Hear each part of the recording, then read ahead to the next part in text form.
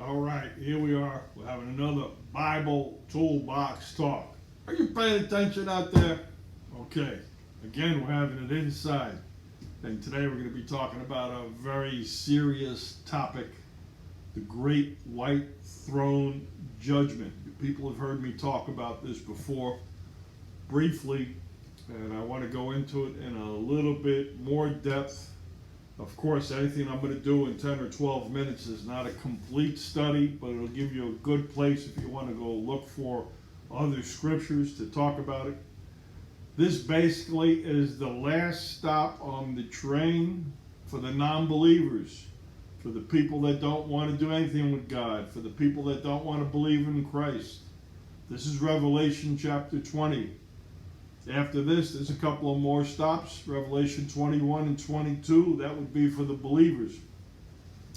But like I always do, let me go back to the Old Testament and give you some background here. Psalm 28 says, "Give to them according to their deeds and according to their wickedness of their endeavors. Give to them according to the works of their hands. Render to them their deserts." What does that mean? Give them what they did in life. Give that to them in death. According to their work, says in another psalm.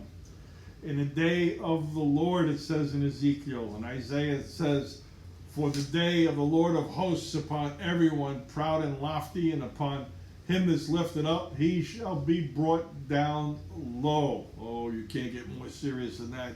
Daniel chapter 7. And the reason why I like to talk about Daniel is just that he's been proven right so many times. So when he says something, you got to believe this is really going to happen. It says, "I beheld till the thrones were cast down, and the Ancient of Days did sit." What does that mean? That means when God's coming down, whose garment was white as snow, and the hair of his head was pure wool.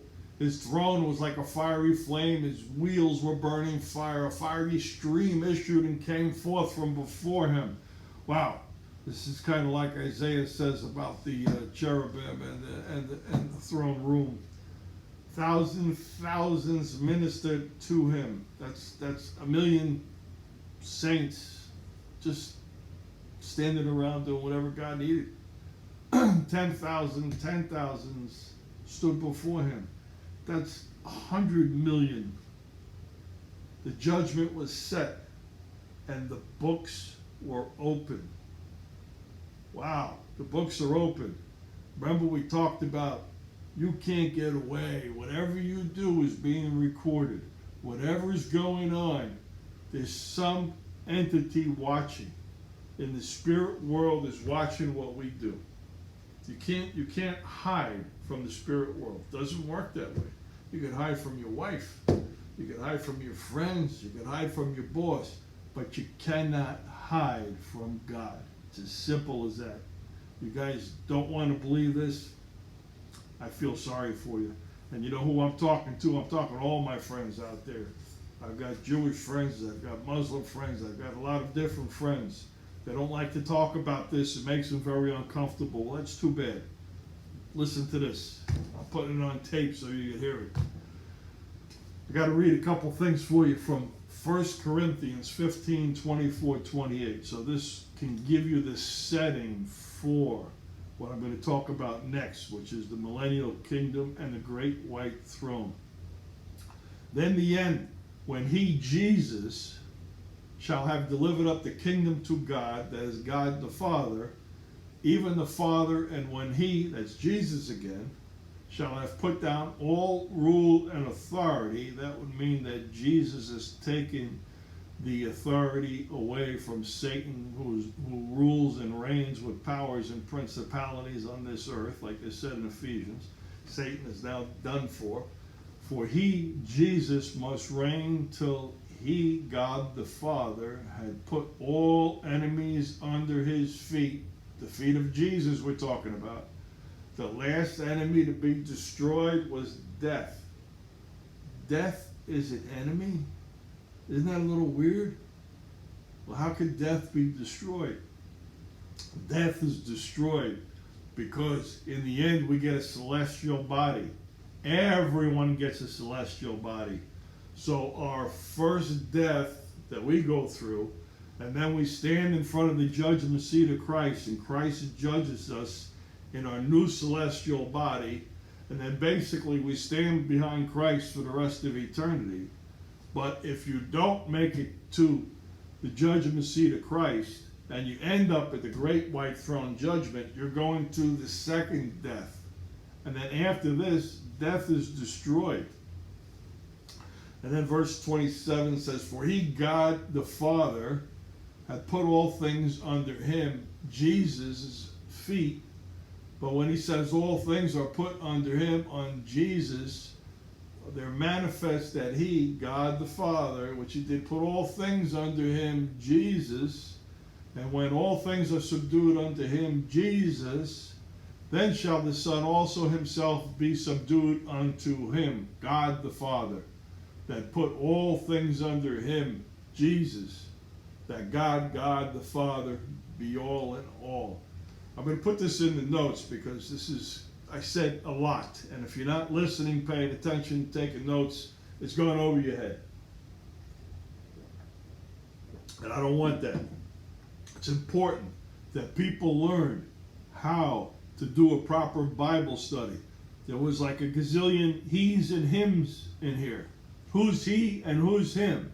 There's Jesus and there's God the Father. In my Bible, I made little different notes. Jesus talking, God talking, Jesus talking, God talking. So then it makes sense. Because if you read this without saying, like I said, Jesus and God the Father, it doesn't make sense. I read it for years till I figured out how to understand it. And I'm asking you people to read it again and see how you can read it and understand it. So, what happens here? Jesus comes back. Armageddon happens. Rapture. We talked about the rapture of the church. Now, we didn't get into it, but we will. We talked about tribulation. Pre-trib, mid-trib, post-trib. Well, here we're talking about tribulation's over. Jesus comes back. He stands on the Mount of Olives. He splits the Mount of Olives. He is the reigning power. He gets rid of Satan. Takes Satan, puts a chain around him, throws him in a pit for 1,000 years. 1,000 years now Satan's going into the pit. What is this pit? A hole in the middle of the earth, which holds Satan. It's good enough for me.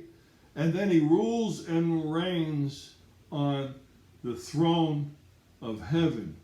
The kingdom of heaven has finally arrived to earth. The people have been waiting for the Davidic covenant to be fulfilled. That means that David's throne is going to be occupied by the Messiah. Jesus will be on earth, ruling and reigning for the 1,000 years. Remember, I had briefly said once that there's going to be another temple's going to be built. There's a temple that's built. There's sacrifices that are instituted. You read this all in the Old Testament, not the New Testament. You read it in the Old Testament. And then after 1,000 years, Satan is let loose again, and he's taken and he's thrown into the lake of fire. The lake of fire with fire and brimstone. Brimstone means sulfur. Super hot, super smelly, where the beast and the false prophet have been for 1,000 years. And they're the first that are going into the lake of fire. They're the first that are going into hell. Up until now, people have been we talked about Hades, we talked about Sheol a little bit, we talked about a holding room, Luke 16. We briefly talked about that. We can get into that again in the future if you like. But that wasn't hell. That was just a waiting room. That was paradise on one side and Hades, Sheol on the other side. Problem with my book, the King James, is that it lumps everything to say hell, one word. And it's not like that. Hell's different places, different attitudes. And Jesus tells us, gives us Sheol, gives us Hades, gives us Gehenna, different things going on here. Milton in his work gives everything hell, And they tell us a lot about this too. And people remember that more than they remember anything else. Like he says, Satan rules in hell. Satan don't rule squat, people. He don't rule nothing. He's in the fire just with the beast and the false prophet. He's got no authority here. He's done. His authority's done. We'll get back to the great white throne. Revelation 20 says, and I saw the great white throne and him that sat on it.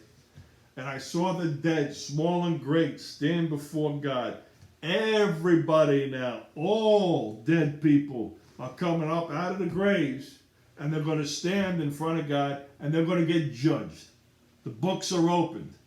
That means that hell, Hades, Sheol, Gehenna, whatever you want to call it, all these people are coming out and standing in front of God. And death and hell were cast into this final lake of fire, the brimstone, the sulfur. And after that, these people are going in there.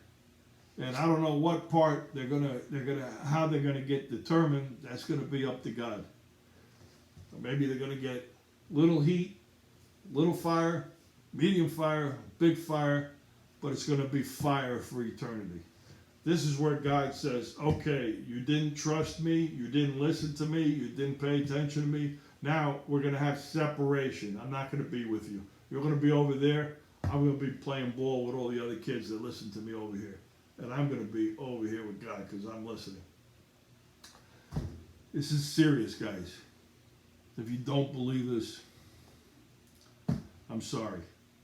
But when I stand in front of the Lord and he says, what did you do? I'm going to say, I tried to tell people.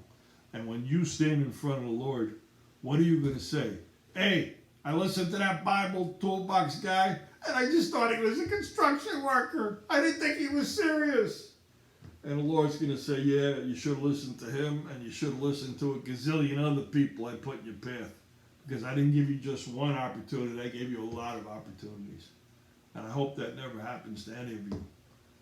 So my friends, listen, please, listen. Try to read the notes. Try to give this some reflection, some thought. Doesn't matter what you are. It doesn't matter where you are. And it even doesn't matter even for the people that go to church.